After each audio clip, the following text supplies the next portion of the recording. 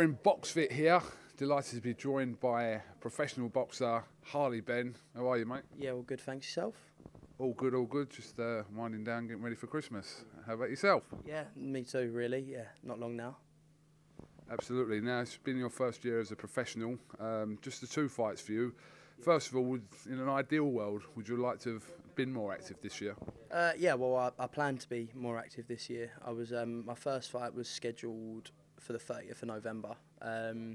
Unfortunately, just for general reasons, opponent pull-outs and not having enough time to get a new one, that show got cancelled. So I had to deal with that, and then the next day I managed to get some news that I squeezed myself onto the show in Brentwood. It's meant for this Saturday 16th, and unfortunately that got cancelled as well. So it isn't the perfect end of the year, but it is what it is. I've got to take it in my stride. This is the sport I'm in. There's going to be cancellations. There's probably going to be many more. So yeah, it was a bit annoying because I started off as a super middleweight and have come down to super welterweight, and I feel a lot better for it. And I was ready to put on a show for everyone, but it is what it is. You turned professional back in February, so I remember obviously there was a lot of talk around your debut. You kind of got that out of the way, had another fight. What did you kind of take from the first 2 fights you've had as a professional? The first one, it was weird. It was like I don't remember a lot of it. I was so nervous. I remember being in York Hall. I got called up. There's like, you're on in 5, and I was like, oh, no. I was like panicking. But then it came to the ring walk, and that was it. The nerves went, and I thought, right, just do what I've been taught. I did find it very hard. I was blowing. You can see that if you watch my debut back. I was blowing. And I was too heavy, 100% I was too heavy. Like I said, I started at super middle. Isn't my weight. Managed to get the stoppage in the second round.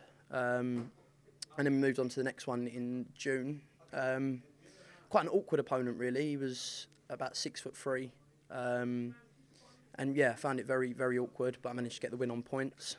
And then after that, I came away, I was like, right, I need to move down weights. So got with Lenny Butcher in the gym, my trainer, and yeah, we cracked on, got my weight down, and I was ready to display it last weekend and this weekend, but didn't manage to, so we'll head on into 2018, and I make sure it's a very good year.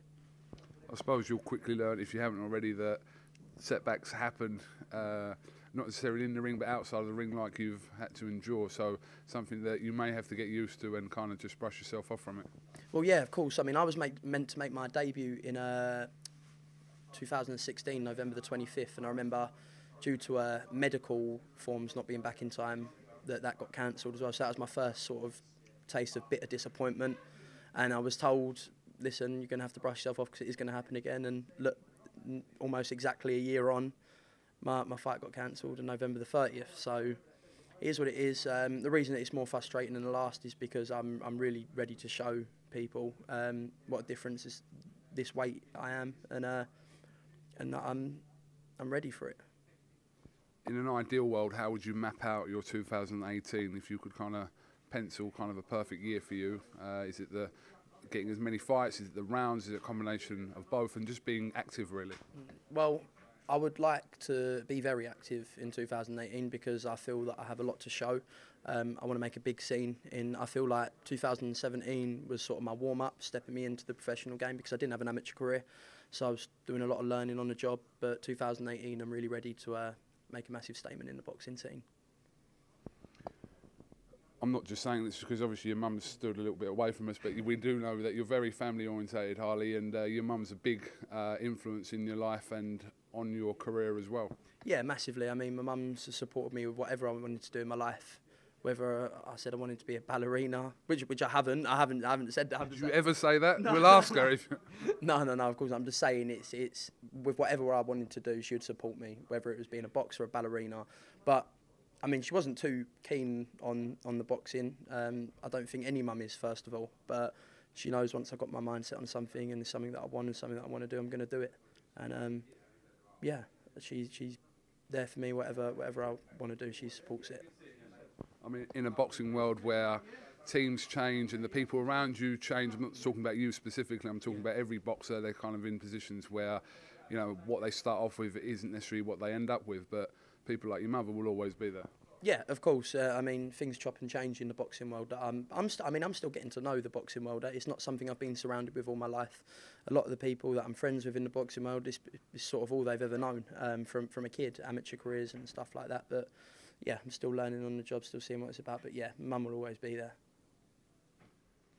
Now, Harley, live on BoxNation this Saturday, our very own Billy Joe Saunders is out in Canada defending his world title against David Lemieux. What's your thoughts on this fight? It's a very good fight, I think. If I was to give my prediction, I would say that Billy Joe outboxes him. I mean, that's not taking anything away from Lemieux because he's a very hard hitter. Everyone's seen what he can do. But I believe Billy Joe's got himself into great condition. He looks amazing. I mean, transformation from last year to now.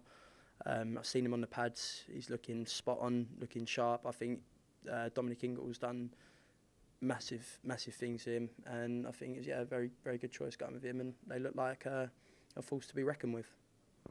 He's another fighter. He's had 3 fights in the last 2 years, and of his own admission, he's been inactive. But now a good succession of fights with Billy Joe can kind of propel him ahead of being what he already is, a world champion. Yeah, of course. I mean, I think if he wins this, which I think he will, it could set up some great fights. I mean, I was last year, or was like this year, hopeful to see him fight Canelo or GGG, and I think if he wins this, it would put him in a good position for some cracker fights in the future. All right, Harley, listen, thank you very much for talking to the CASSIUS and Helder show, and like I said, have a good Christmas and crack on in 2018. Yeah, thank you very much, mate. You too.